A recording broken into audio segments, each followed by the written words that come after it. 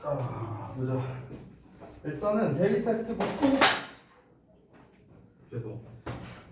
박사 났을 것 같은데. 자, 일단 데일리 테스트 본 거부터 좀 펴봅시다.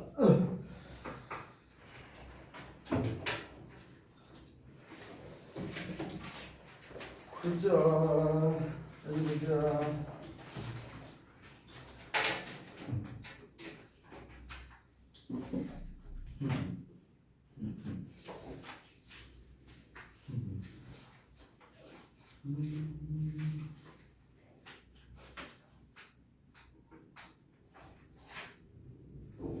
접속사도 없는데 이번 대로 주어진 소리 주겠어. 이 접속사에 다 쓰거든.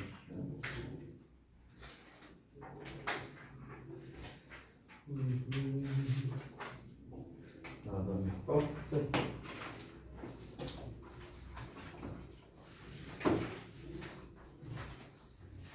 나쁘지 않은데.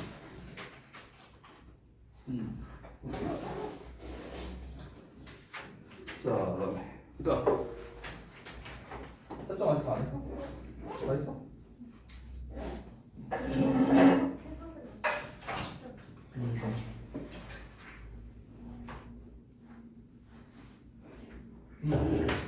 그렇다. 자, 그다음에 봐봐.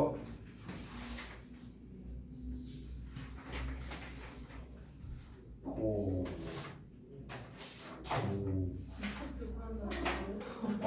뭐 그렇긴 하지만 그래도.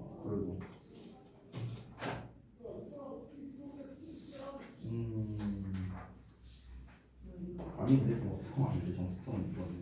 아 그래요?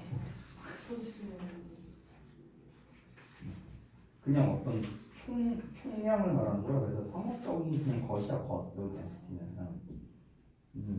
오케이 알겠습니다. 자, 그다음에 봐봐. 어디 보자.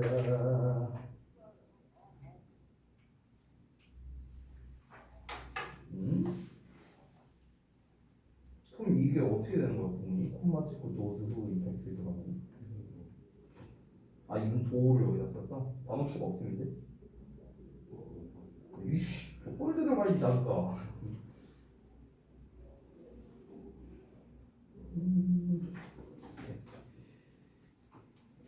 자, 그 다음에 보자, 미리. 아니, 왜 빼먹어? 씨, 써놨는데. 아, 이건 뭐야? 아, 네. 자, 그 다음에 형제, 봐봐. 이게 왜 맞아요? 응? 3번이 왜 맞아요? 3번이 왜 맞냐고? 내용이 나와 있는데? 이거 두 개만 합치면 그렇지, 두 개만 합치면 아니지만 어쨌든 포함되어 있잖아요.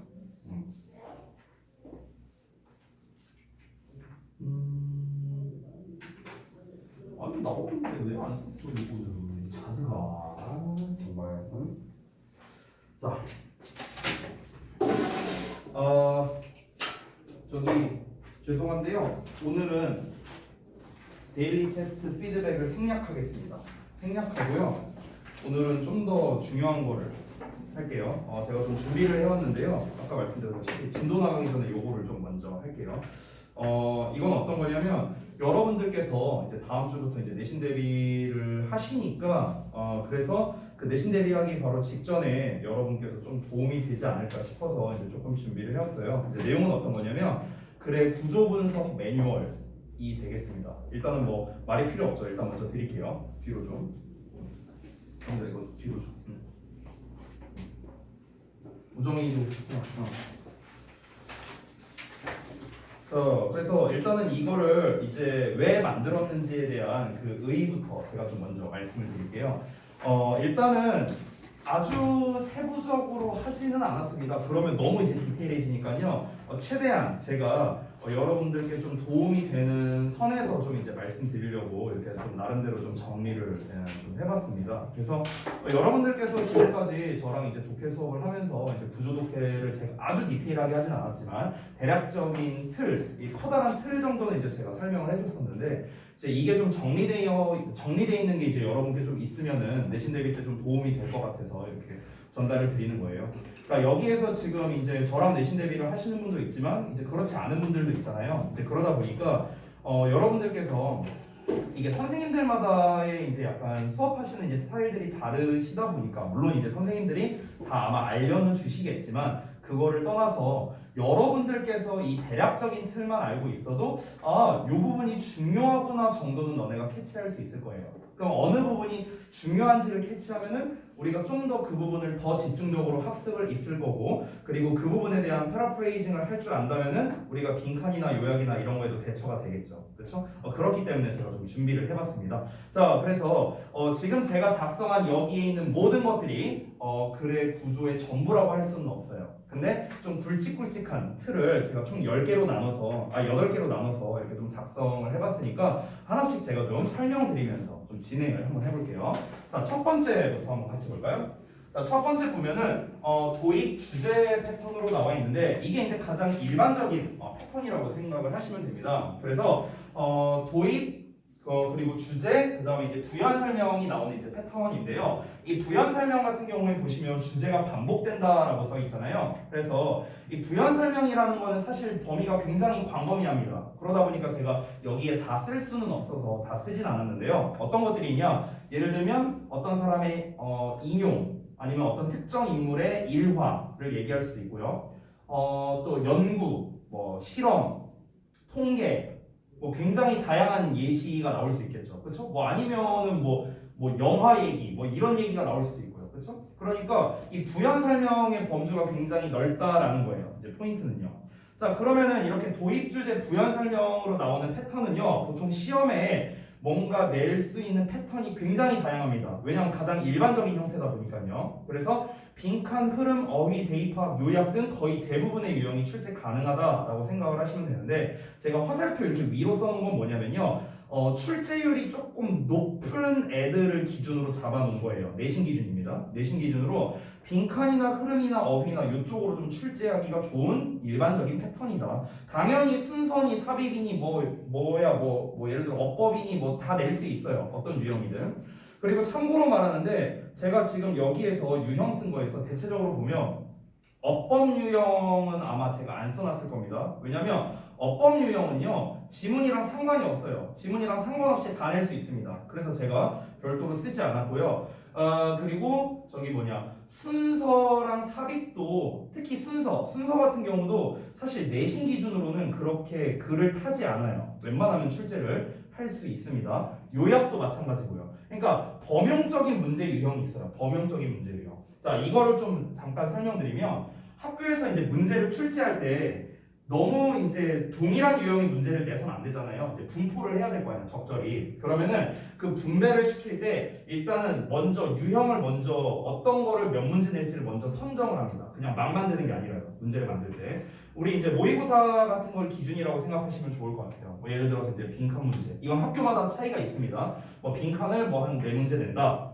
그리고 뭐 예를 들어 뭐 요약형 서술형을 뭐 몇 문제 낸다. 뭐 어휘를 몇 문제 낸다. 이제 일단 이 틀을 먼저 정해 놓는 거야. 그러고 난 다음에 거기에서 이제 지문을 선별을 하는 거죠. 이번 시험 범위에 해당하는 걸 이제 쭉 보면서 요거는 빈칸으로 내기 좋다. 요거 빈칸 넣고, 요거 빈칸 넣고, 요거 요약 넣고, 요거 어휘 넣고. 그러니까 이런 식으로 배정을 해서 시험 문제를 만든다는 거예요.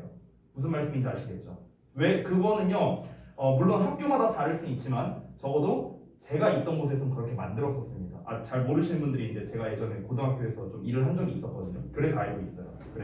그래서 이제 그런 식으로 이제 문제를 실제로 출제를 해요. 그러면 거꾸로 우리가 한번 접근을 해보자고. 우리가 거꾸로 접근을 했을 때 그러면 우리가 이런 유형의 글이 이런 부분이 중요하다면, 그러니까 이런 식으로 변형 문제가 많이 나온다면, 그럼 우리가 이제 좀 더 그쪽으로 집중 공부를 하면 아무래도 좀 더 이제 성과가 잘 나올 가능성이 높을 거 아니야. 그러니까 그걸 위해서 말씀드리는 거라고 생각하면 됩니다. 자, 어쨌든 이어서 볼게요. 두 번째, 자, 약간 비슷한데 다른 녀석입니다.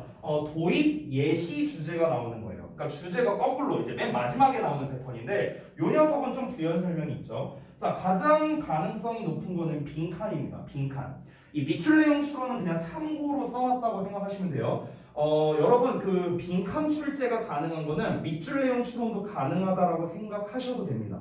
사실상 그렇다고 생각하면 돼요.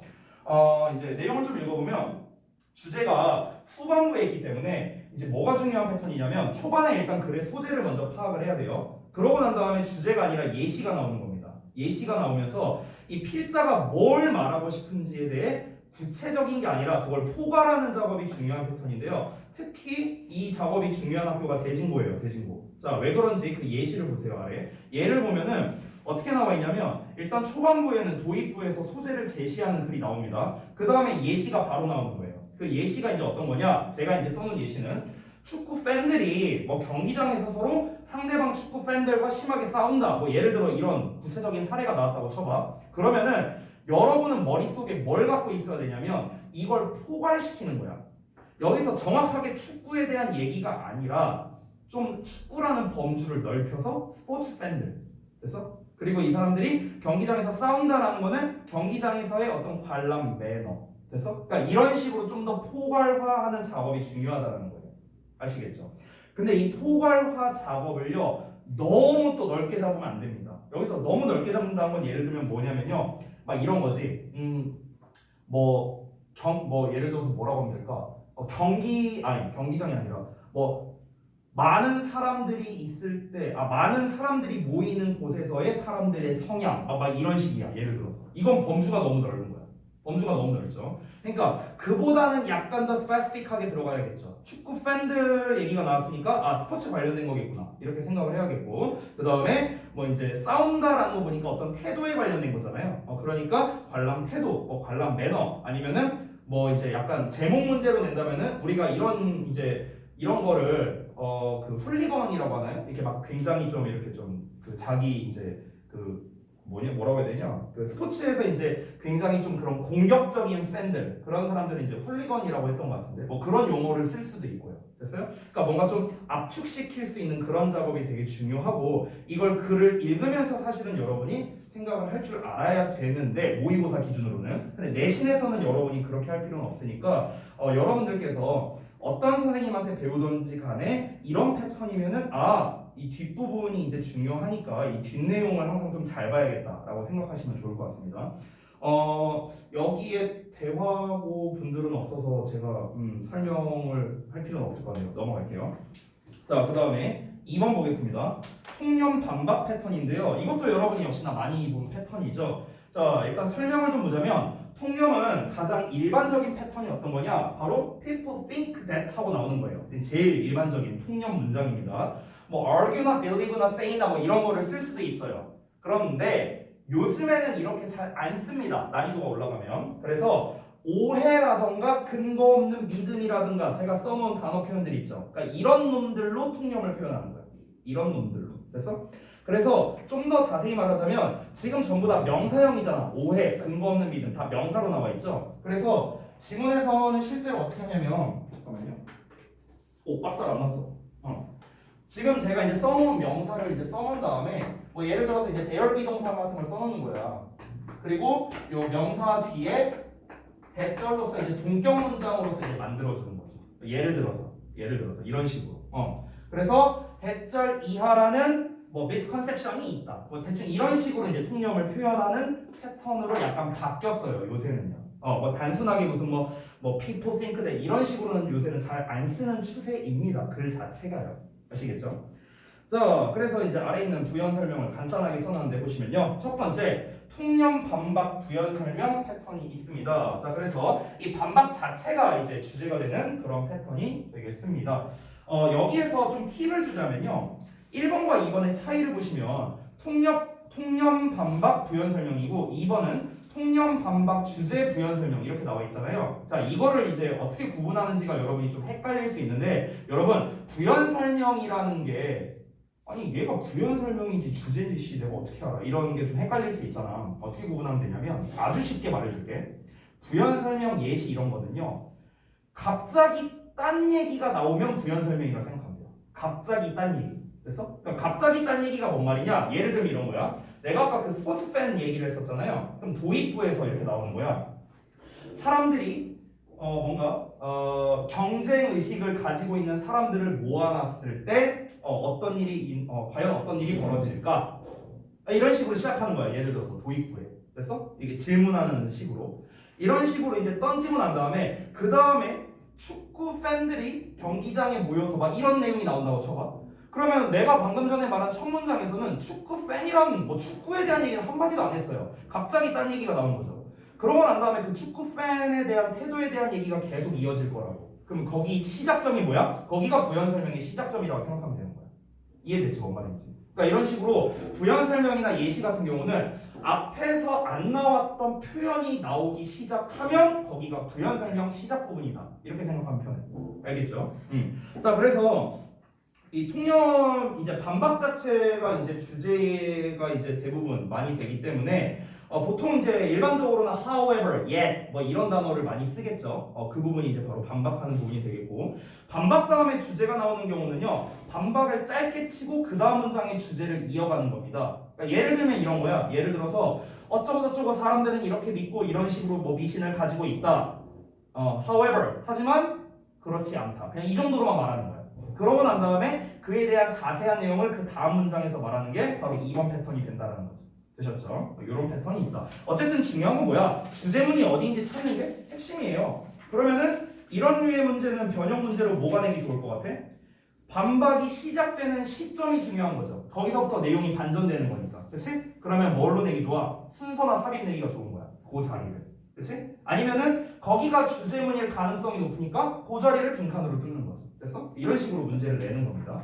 대입파악으로 낼 수도 있는데요. 저는 개인적으로 대입파악은 좀 난이도가 쉬울 것 같아요. 왜냐면 그 반박 찾으면 끝나는 거거든. 반박 찾으면 게임 끝나는 거야. 그래서 되게 쉽게 풀 수 있기 때문에 대입파악은 좀 난이도가 낮을 것 같고 순서, 삽입, 빈칸류가 가장 좋을 것 같습니다. 됐죠? 자, 다음 내용 한번 가볼게. 자, 세 번째는 이제 주제 예시 패턴인데요.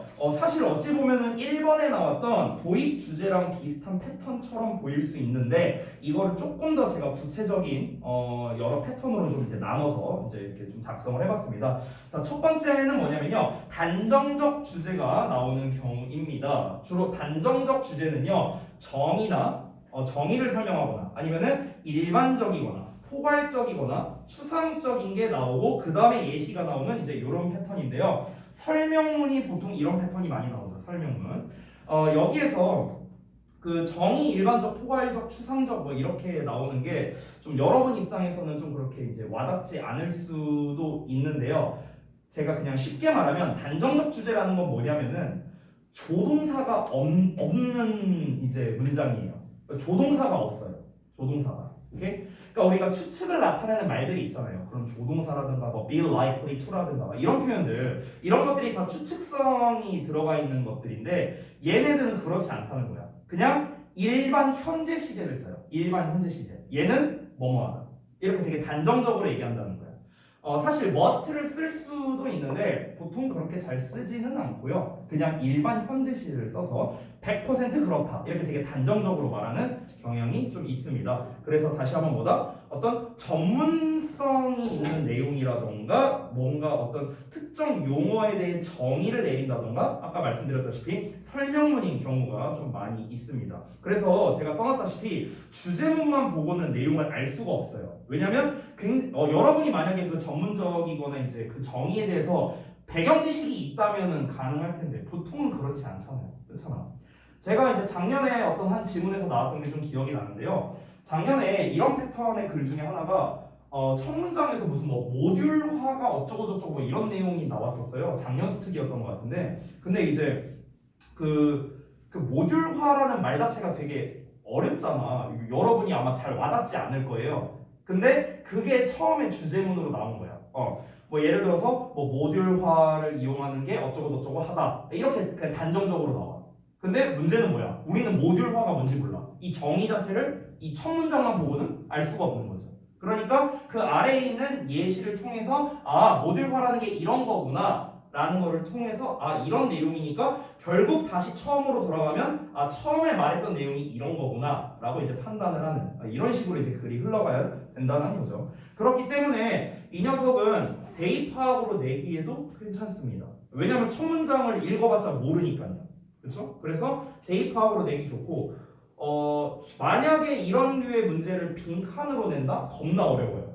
겁나 어렵습니다. 왜냐면은 정의나 추상적이나 비유적이나 포괄적이나 이런 식으로 표현을 하는 부분에 당연히 빈칸을 뚫을 텐데 그 표현 자체, 그 추상적인 표현 자체가 이제 그 보기문에 나오면요, 이건 난이도가 굉장히 이제 어려워지는 거예요. 그래서 본인의 학교가 난이도가 높다라고 생각이 드는데 이런 패턴으로 나온다면은 그 초반 문장에 되게 집중을 잘 하셔야 됩니다. 당연히 그대로 내지 않죠? 패러프레이징을 합니다. 당연히 학교에서는요, 그대로 안 내죠. 그러면은 첫 문장이 정확하게 뭔지를 모르면은 우리는 그 문제를 절대 풀 수가 없는 거예요. 패러프레이징까지 가능할 정도로 완전히 꿰고 있어야 되니까요. 알겠죠? 자, 그 다음에 두 번째 보겠습니다.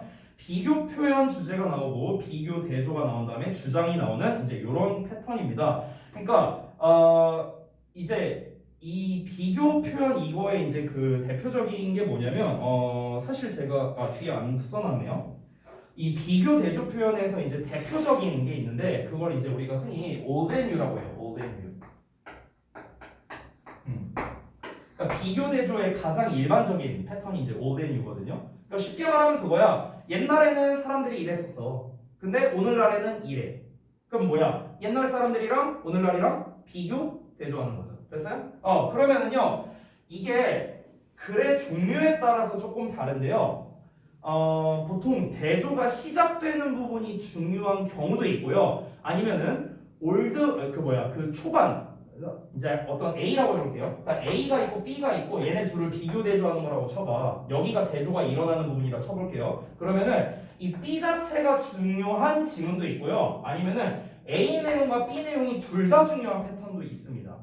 제가 하나 지금 기억나는 거는 작년에 수능 특강 라이트 이제 지문에서 이제 제가 봤던 게 하나 기억나는데요. 그 내용이 뭐였냐면은 그 노점상에 관련된 얘기였어요. 그 우리 그냥 길거리에 있는. 근데 그 노점상에 관련된 게 그 노점상을 기준으로 해서 두 개로 나눠놓은 거야. 비교 대조를 해놨더라고요. 혹시 규리 기억나? 기억나요. 그래요? 그게 이제 어떤 내용이었냐면 하나는 개발도상국에서는 사람들이 이러이러한 이유로 이제 노점상을 연다라는 내용이었고 마지막 부분에는 이제 선진국에서는 이러이러한 이유로 이제 노점상을 연다 이런 내용이었어. 그래서 이게 이제 작년 그 가정고랑 이제 저동고에서 이제 시험에 나왔었는데 제가 그때 뭐라고 했었냐면 학생들한테 이거는 두 가지를 대조하는 거기 때문에 요약으로 내기가 되게 좋다라고 얘기를 했어요. 근데 이 요약을 낼 때 우리 모의고사 40번 유형의 요약이 아니라 내신이잖아요. 내신이니까 제일 좋은 게 뭐냐면 표로 내는 거야. 표로 이렇게 이제 그리는 거야. 이런 식으로. 이렇게 해갖고 여기에는 developed country하고 여기는 developing country 해갖고요. 이제 이 내용에다가 이제 빈칸 빵빵빵빵 뚫어놓고 써라. 이런 식으로 이제 내는 거죠. 저동고가 이렇게 나왔어요. 똑같이 나왔어. 근데 틀려왔어. 그지 같은 거. 아무튼간. 네. 그러니까 이렇게 나옵니다. 그러니까 비교 대조류의 글은요. 지금 제가 여기다가 요약형 서술형으로 출제하기 좋다라고 써놨는데요. 이 요약형 서술형이 뭐다? 도식화된 버전이 좀 더 잘 나온다는 거예요. 거기다 좀 써주세요. 도식화된 버전. 이 도식화된 버전이란 게 이런 거 말하는 거야. 표나 이런 거. 됐어? 그러니까 뭔가 두 가지를 비교하거나 대조하는 거구나. 그러면 도식화 버전으로 나오기가 좋겠네. 이렇게 이해하셔도 좋습니다. 됐죠? 근데 이게 지금 도움이 좀 되고 있는지 모르겠네. 그냥 진도 나가는 게 낫나? 갑자기 좀 아니에요. 그냥 할게요. 자, 세 번째 볼게요. 사실 여러분이 이거 설명을 들어도 잘 써먹을 수 있을 거라는 걱정이 그냥 막연하게 돼갖고 뭐 잘 써먹겠죠. 파이팅. 자, 세 번째 보자.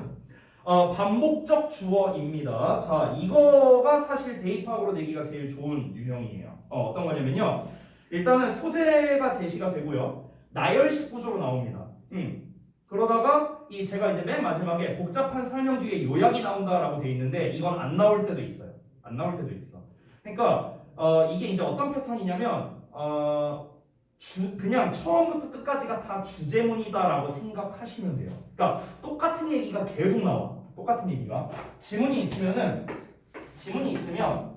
1번 문장, 2번 문장, 3번, 4번, 5번, 6번, 7번 문장이 다 똑같은 내용이야. 사실 생각해보면. 그러니까 얘네 하나하나 문장을 패러프레이징 해보면 결국에 똑같은 문장이야. 똑같은 말이야. 그렇기 때문에 명확한 주제문이 있는 그런 글이 아니라는 거죠. 그러면은 이런 류의 글은요. 시험 내기가 뭐가 좋냐? 오히려 명확한 주제문이 없기 때문에 오히려 주제나 이런 걸로 내기가 좋다는 거야.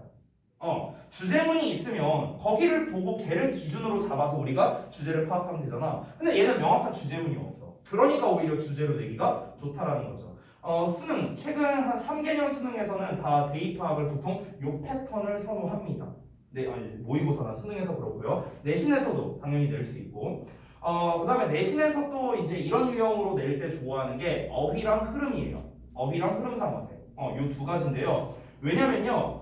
이 지문에 따라 좀 차이가 있는데 이제 왜 어휘나 흐름으로 내기가 좋냐면은 예를 들어서 내가 이렇게 해볼게. A에 대한 내용이 쭉 이렇게 이어진다고 한번 쳐볼게요. 만약에 근데 중간에 갑자기 B에 대한 내용이 나왔어.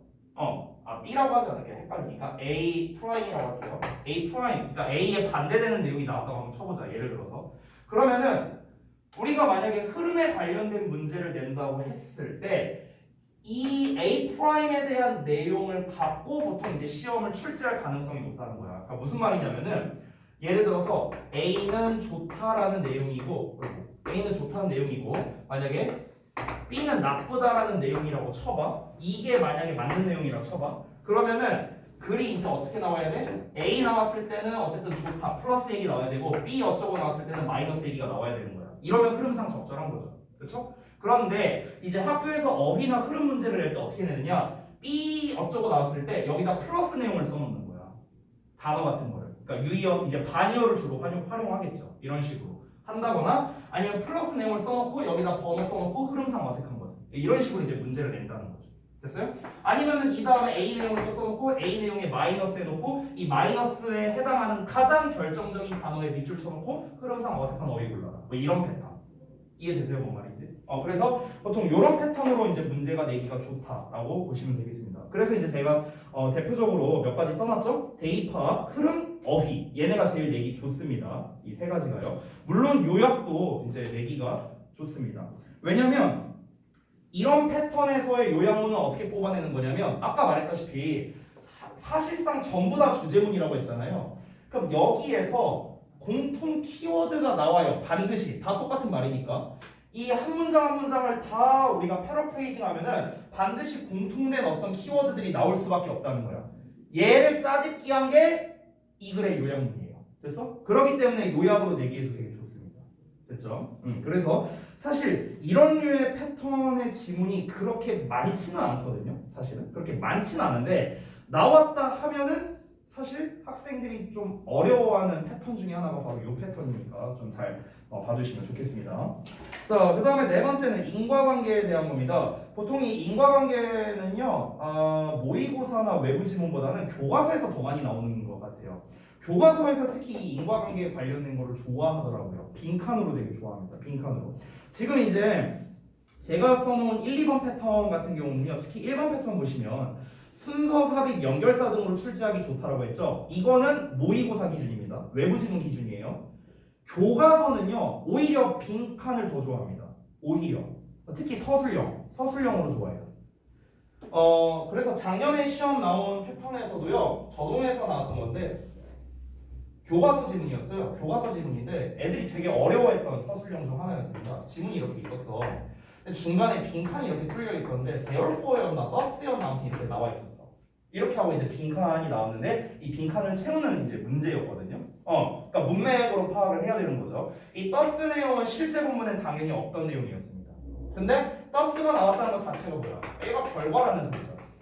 그렇지? 그럼 얘가 결과니까 이전엔 뭐겠어? 원인이겠죠.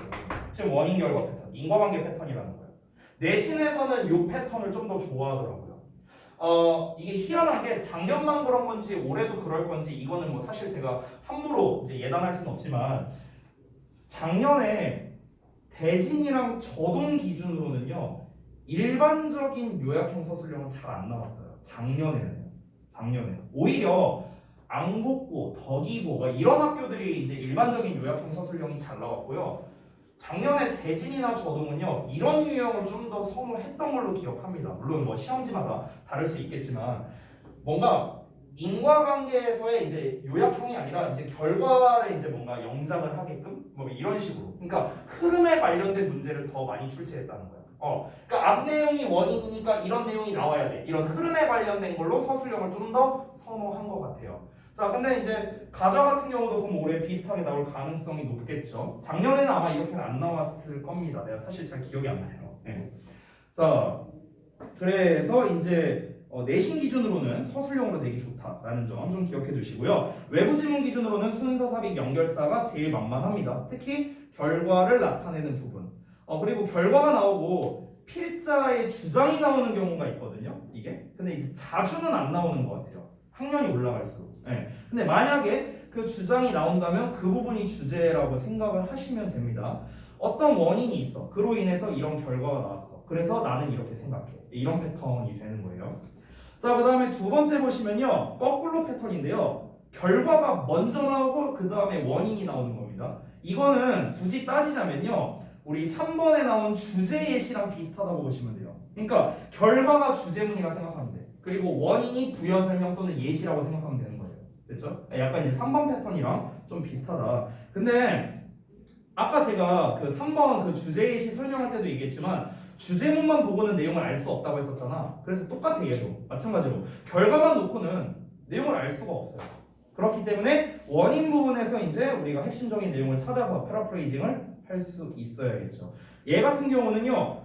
좀 이제 특이한 패턴이 될 수도 있는데 결과, 원인, 결과 이렇게 나올 수도 있어요. 결과, 원인, 결과. 이거는 이제 맨 마지막에 나온 결과는 뭐냐면 주제를 재진술하는 경우입니다. 그때는 당연히 빈칸으로 내는 게 제일 좋겠죠. 그래서 역시나 결과, 원인과 같은 경우도 요약, 빈칸 이런 걸로 출제하기가 상당히 좋다. 뭐 이렇게 정리를 하겠습니다. 자, 그 다음에 다음 넘어갈게요. 5번 봅시다. 자, 5번은 이제 질문 답변 패턴인데요. 아까 전에 제가 예시를 들었던 거랑 좀 비슷하다고 보시면 되겠습니다. 자, 질문은 뭔가 이제 읽는 사람들로 하여금 이제 흥미를 유발할 수 있는 이제 그런 멘트로 이제 시작을 하면서 보통은 답변이 바로 안 나옵니다. 답변이 바로 안 나오고요. 부연 설명이 먼저 나와요. 부연 설명이 먼저 나오고 그 다음에 답변이 나오는 이제 이런 패턴인데요.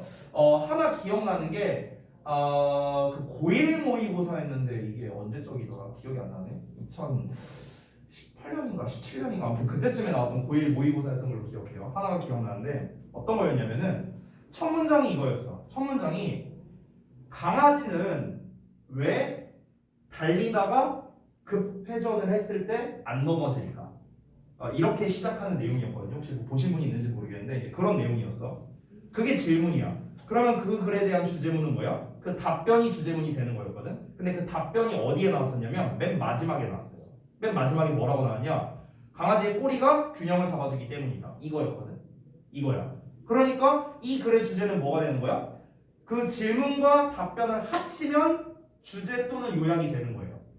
그러니까 강아지가 달리다가 급회전을 할 때 그 꼬리 덕분에 이제 넘어지지 않을 수 있다가 그냥 주제가 되는 거야. 근데 당연히 글을 그 두 문장만 쓰진 않겠죠. 중간 내용이 있을 거 아니야. 그 중간 내용이 나왔었는데 그게 이제 부연 설명에 대한 겁니다. 중간 내용은 뭐가 나왔었냐면요. 관성에 대한 얘기가 나왔었어요. 관성. 우리가 이제 뛰다가 이제 갑자기 이렇게 하면은 이제 균형이 안 잡히니까 이렇게 하면서 넘어질 수 있을 거 아니야. 그러니까 이런 이제 내용이 나오는 거예요. 일단 그 물리학적인 그런 관성의 법칙에 대한 설명이 간략하게 나오고 그러면 대체 왜 안 넘어지냐고. 보통 사람들은 넘어질 텐데. 이러면서 이제 내용이 나온 거였거든요. 그게 바로 이제 질문 답변 패턴이 된다. 중요한 건 뭐다? 답변이야, 답변. 그러면 여기도 마찬가지죠. 주제문이 명확하잖아. 그렇기 때문에 빈칸 또는 대입파악으로 내기도 괜찮아요. 얘 같은 경우는. 특히 이런 문제는 제목으로 좀 잘 나오는 것 같아요. 제목으로 내기가 좀 좋은 것 같습니다. 실제 모의고사에서도 제목으로 나왔었어요. 그 패턴이. 자, 그 다음에 6번 보겠습니다. 현상 문제 제기 패턴이에요. 이것도 아마 제가 수업 시간에 꽤 자주 했었던 패턴인 것 같은데요. 얘는 크게 두 가지 패턴이라고 보시면 되겠습니다. 첫 번째는 뭐냐면 어떤 현상이 나오고 그에 대한 문제를 제기하고 해결책이 나오는 건데 이 해결책이 나오는 경우도 있고 안 나오는 경우도 있습니다. 이거는 좀 약간 팁을 줄게요. 해결책이 나오는 패턴의 글은요 요지로 잘 나옵니다. 요지로 잘 나와요. 요지. 제가 여기다가 안 써놨네요. 죄송해요. 현상 문제 제기 해결책까지 나오면 요지다. 요지로 내기 되게 좋다. 왜냐면 요지라는 건 뭐야? 이 글을 왜 썼냐라는 거잖아. 지금 사회 현상 중에 이런 게 있어. 그래서 얘가 이런 문제가 있어. 그러니까 이렇게 해야 돼. 해야 돼가 해결책 아니야. 그렇잖아. 그러니까 이 글의 요지로 가장 적절한 것보다 이런 문제에 대해서 이렇게 해결해야 된다. 이게 요지가 되는 거지. 그렇지? 그렇기 때문에 요지로 출제하기가 제일 좋아요. 제일 만만한 패턴이 됩니다. 실제로 모의고사에서도 그런 걸 좀 선호하고요. 해결책이 안 나오는 경우도 있어. 안 나오는 경우. 해결책이 안 나오는 경우는 그 문제점 자체가 주제라고 생각하면 돼요. 문제 자체가 주제입니다. 제가 하나 기억나는 게 우리 그 독후감 4.0 교재 쓰신 분들이 있는지 모르겠는데 그 독후감 4.0 교재를 보시면 초반부에 이제 그런 글이 있어요. 한 6번인가 8번쯤에 혹시 이제 기억하실런지 모르겠는데 무슨 뭐 해파리 얘기 나오는 거 있거든요. 혹시 기억나세요? 쓰신 분들? 기억 못해도 돼요. 해파리 얘기가 나왔는데 그 해파리가 굉장히 뭐 증식을 많이 해갖고 이제 이런 현상에 대해서 얘기를 하는 거야. 해파리가 굉장히 증식을 많이 해. 그러다 보니까 어떤 문제가 생기냐면 얘가 이제 해양 생태계에 뭐 영향을 끼친다 뭐 이런 내용이었어 대충. 그리고 얘가 무슨 뭐 이제 그 배에 이제 어떤 관 같은 걸 막 막아버려갖고 배 막 고장나게 하고 막 이런 내용이 나왔었어요. 이러고 끝났어 내용이. 그러면은 얘는 뭐야? 어떤 현상에 대해서 얘기했고 그냥 이 해파리 때문에 이런저런 문제가 생긴다. 문제점만 실컷 얘기했잖아. 뭐 해결책이 없어. 해파리를 싹 다 잡아서 조져야 된다. 뭐 그런 내용이 없어. 그러면 뭐야? 이 글은요. 해파리로 인해 생기는 문제점이 글의 주제가 되는 거예요. 문제점 자체가 주제가 된다는 거죠. 아시겠죠? 그래서 해결책이 나오면은 거기가 주제가 되면서 동시에 뭐다? 요지로 출제하기 좋다. 없다면은 문제점 자체가 주제문이다. 문제점 자체가 주제문이고 이 문제점이 굉장히 길게 나오기 때문에 역시나 얘도 대입학으로 내도 나쁘지 않습니다. 오히려 빈칸으로 내기가 조금 애매할 것 같아요. 이렇게 나온다면.